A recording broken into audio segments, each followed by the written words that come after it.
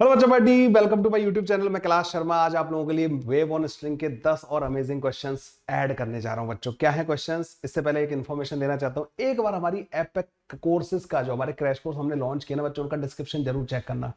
वो सब कुछ बच्चों जो उसमें मैंने कमेंट कर रखा है, that I am going to provide you in my upcoming crash courses. एक बार देख लेना बच्चों, ठीक है। बाद बाकी फिर अगर कोई डाउट हो तो मेरे को टेलीग्राम पर मैसेज करके पूछ लेना। चलिए बच्चों, आज के क्वेश्चन।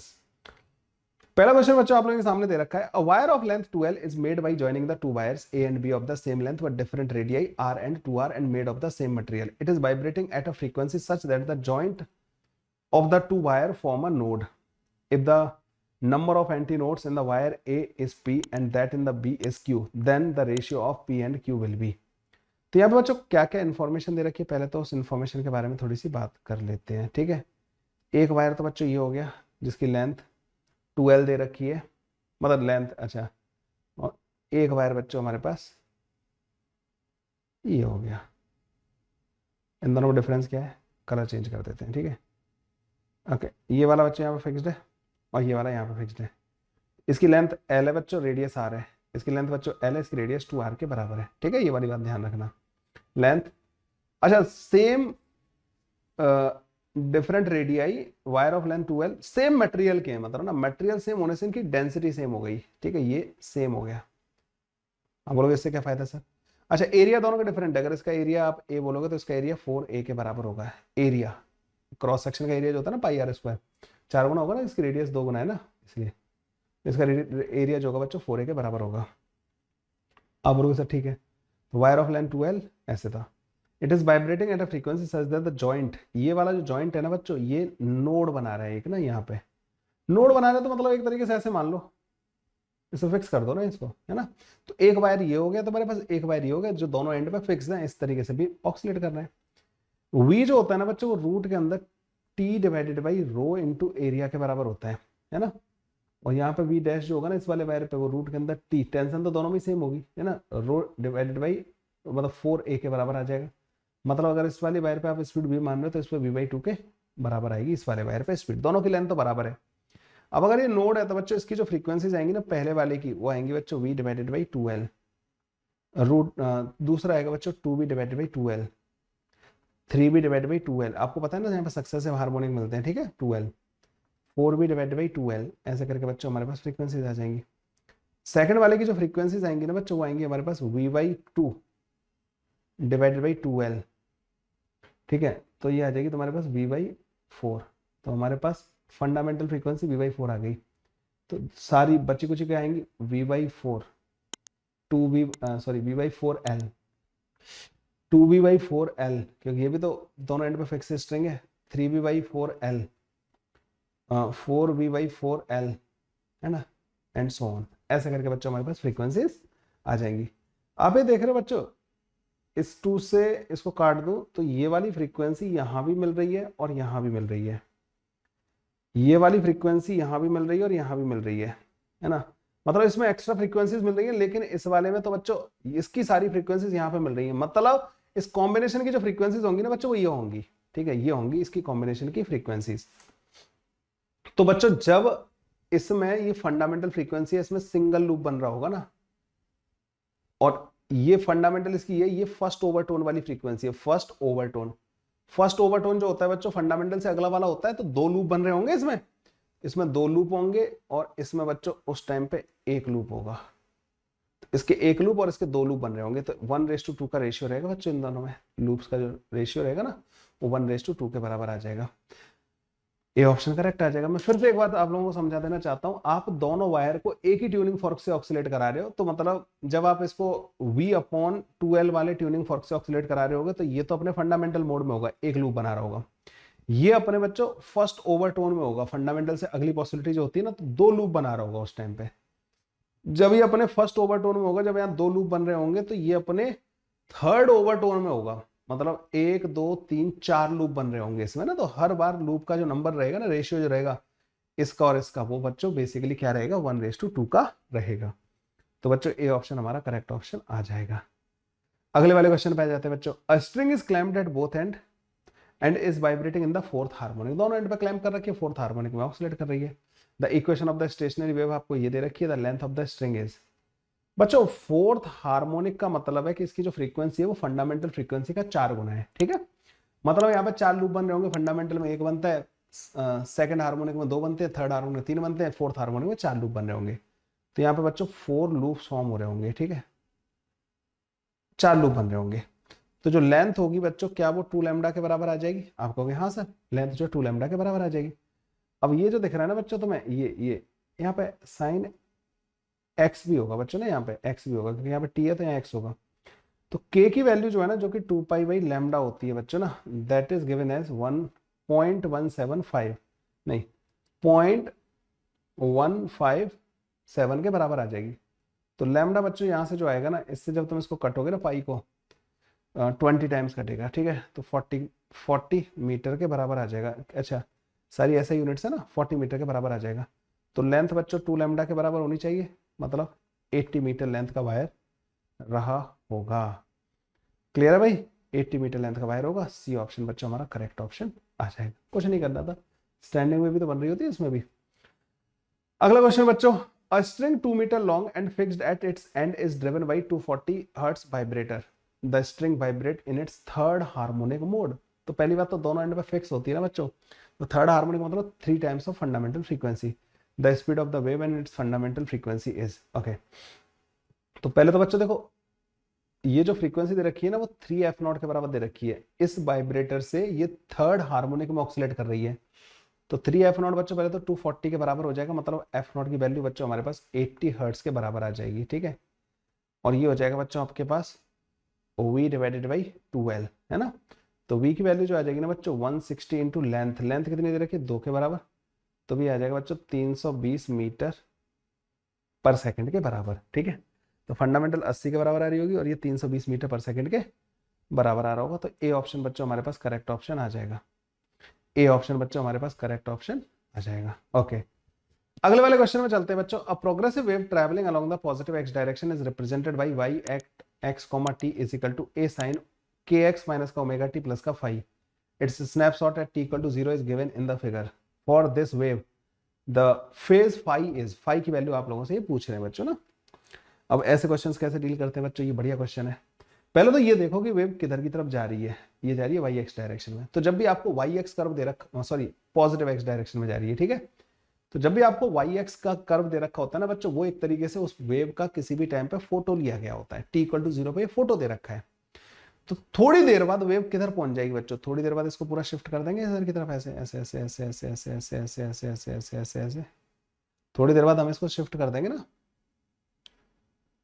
ऐसे, ठीक है। थोड़ी देर बाद ये पूरी शिफ्ट हो जाएगी। तो ये देख रहे हो जो पार्टिकल एक्स इक्वल टू 0 पे था वो ऊपर पहुंच गया, है ना। एक्स इक्वल टू 0 वाला पार्टिकल ऊपर पहुंच गया, तो मतलब d y by d t जो है ना, d y by d t of x equal to 0 at t equal to 0 क्या है, पॉजिटिव। अरे ऊपर की तरफ जा रहा होगा ना ये पार्टिकल जो है ना। और y of x equal to 0 at t equal to 0 क्या है, वो 0 के बराबर है ना। तो बच्चों y में x ये रखा तो बच्चों, तो यहाँ से तुम्हारे पास आ रहा होगा साइन फाई 0 के बराबर आ रहा होगा जब आप उसमें पुट करोगे। लेकिन फाई की 2 पॉसिबिलिटीज है, 0 एंड पाई। तो अब आप इसको क्या करोगे बच्चों, इसको डिफरेंशिएट कर देना, वेलोसिटी पता करना पार्टिकल की ना, एक्स इक्वल टू 0 वाले पार्टिकल की वेलोसिटी पता करना। तो वो आ जाएगी ए ओमेगा, माइनस के साथ ये माइनस है ना, तो माइनस का ए ओमेगा कॉस, अब टी की वैल्यू 0 रख देना, एक्स की वैल्यू 0 रख देना, प्लस का फाई, ये 0 सॉरी, और ये बच्चों पॉजिटिव आना चाहिए। तो कॉस फाई ऑब्वियस बात है नेगेटिव रहा होगा। इन दोनों में से किस वैल्यू के लिए नेगेटिव रहेगा, फाई की वैल्यू जब पाई के बराबर होगी। तो ये ऐसे करके करते हैं बच्चों, ऐसे जब मैं इस तरीके का ज्ञान हम लोग लेते हैं और फिर उसको इस तरीके से क्वेश्चन सॉल्व कर देंगे। ये ऑप्शन बच्चों हमारे पास करेक्ट आ जाएगा। हमें 2 चीजें देखनी है बच्चों ना इसमें बच्चों, कभी भी किसी भी पॉइंट की वेलोसिटी किस डायरेक्शन में होगी, जब भी y वर्सेस x कर्व दे रखा होता है ना, तो हमें ये चेक करना होता है कि उसको dt टाइम बाद वेव को चला देते हैं, dt टाइम के लिए चला देते हैं, फिर आपको पता लग जाएगा कौन पॉइंट कहाँ है, ठीक है। dt टाइम के लिए वेव को चला दो, फिर आपको पता लग जाएगा कौन पॉइंट कहाँ जा रहा है। तो मैंने जैसे इसको वेव को शिफ्ट किया ना राइट साइड में, तो मुझे पता है कि जो ओरिजिन वाला पॉइंट था वो थोड़ी देर बाद ऊपर मिल रहा है, मतलब x इक्वल टू 0 वाला पार्टिकल t इक्वल टू 0 पे ऊपर की तरफ जा रहा है, मतलब पॉजिटिव डायरेक्शन में जा रहा है। मतलब वेलोसिटी जो भी फाई की वैल्यू है उसके लिए वेलोसिटी जो है ना x इक्वल टू 0 वाले की t इक्वल टू 0 पे पॉजिटिव होनी चाहिए। बस मैंने वेलोसिटी से चेक कर लिया इसको। Speed of a transverse wave on a straight wire, mass 6 gram, length 60 centimetre and area of cross section 1 mm square is 90 metre पर सेकंड। ठीक है भाई, स्पीड दे रखी है, मास दे रखा है, लेंथ दे रखी है और ये दे रखा है। If the Young's modulus of the wire is 16 into 10⁻11 newton पर metre square, the extension of the wire over its natural length क्या होगा? तो बच्चों ऑब्वियस बात है, इसमें टेंशन डेवलप कर रखी होगी और उससे एक्सटेंशन जो आ रहा होगा, they are asking that extension. तो इलास्टिसिटी का एक कॉन्सेप्ट होता है बच्चों, जो स्ट्रेस होती है ना, T upon A is equal to Y times strain होता है डेल्टा L अपॉन L, है ना। डेल्टा L अपॉन L जो होता है ना बच्चों, वो T upon A into Y के बराबर होता है ना। तो टेंशन कैलकुलेट करना है, A एरिया हमारे दे रखा है, इंटू वाई कर देना है। टेंशन कैसे कैलकुलेट करेंगे बच्चों? स्पीड वाला जो फॉर्मूला है ना V, जो कि 90 मीटर पर सेकंड दे रखा है, 90 इक्वल टू रूट के अंदर T divided by mu. Mu को लिख देते हैं बच्चों रो इंटू एरिया के बराबर। तो T डिवाइडेड बाई A की जो वैल्यू आ जाएगी ना यहाँ से हमारे पास, वो 90 इंटू डेंसिटी के बराबर आ जाएगी। डेंसिटी जो होती है ना बच्चों, वो मास डिवाइडेड बाई वॉल्यूम होती है। ठीक है, अब वायर का वॉल्यूम क्या होगा? लेंथ इंटू एरिया के बराबर, क्रॉस सेक्शन एरिया के बराबर। तो मास हो गया 6 ग्राम, जो कि 10⁻³ आ जाएगा। लेंथ आएगी बच्चों इसकी 0.6 मीटर, इंटू एरिया आ जाएगा 10⁻⁴ के बराबर। mm में दे रखा है ना, mm का इस पर नहीं, 10⁻�6 के बराबर। ठीक है, ओके। तो यहां से बच्चों जो डेंसिटी आएगी ना हमारे पास, वो आ जाएगी, ये कट जाएगा बच्चों, 10⁻⁴ किलोग्राम पर मीटर क्यूब। ये आ जाएगी बच्चों हमारे पास डेंसिटी। तो T अपॉन A जो आएगा ना बच्चों, वो आ जाएगा हमारे पास 8100 इंटू 10⁻⁴ के बराबर। T अपॉन A की वैल्यू आ गई हमारे पास, ओके। डेल्टा L जो आएगा ना बच्चों, L divided by Y into 8100 into 10⁻⁴ के बराबर आ जाएगी। तो L की वैल्यू क्या है बच्चों? L तो बच्चों यहाँ पे 0.6 के बराबर है। Y कितना है बच्चों? 16 इंटू 10⁻11 के बराबर, इंटू 8100 इंटू 10⁻⁴, है ना। तो 16 पंजे 80, इसको करीब करीब 500 बार काट देना है इसको। ठीक है, और ये हो जाएगा 5 6 30, 300 इंटू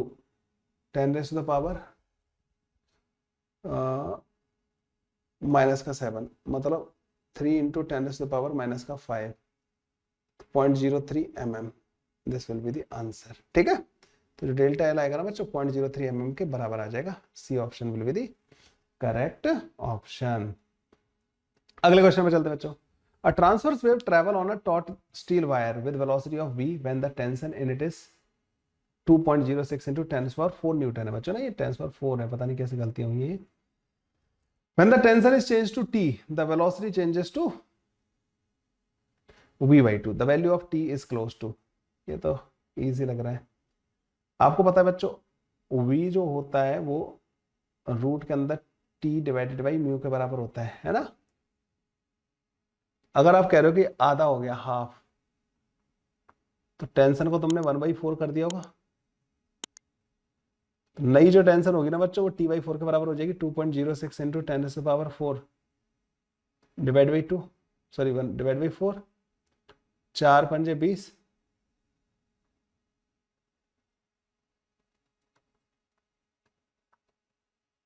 5150 न्यूटन। ए ऑप्शन बच्चों करेक्ट ऑप्शन आ जाएगा। ठीक है, ए ऑप्शन हमारे पास करेक्ट ऑप्शन आ जाएगा। अगले क्वेश्चन पे आते हैं बच्चों। A wire of length L and mass per unit length this mu is put under the tension of this two successive frequencies that it resonate are this and this। तुम्हें पता है बच्चों, the length in meter is okay। तुम्हें ये पता है कि इस वायर के बारे में इन्होंने कुछ नहीं बोला कि दोनों एंड फ्री है, या मतलब एक एंड फ्री है या दोनों एंड फिक्स्ड है। ठीक है, ये कुछ बोला नहीं है इन्होंने ना। तो तुम्हें हमेशा ऐसे केस में क्या लेना होता है बच्चों, दोनों एंड पे फिक्स मान लेते हैं।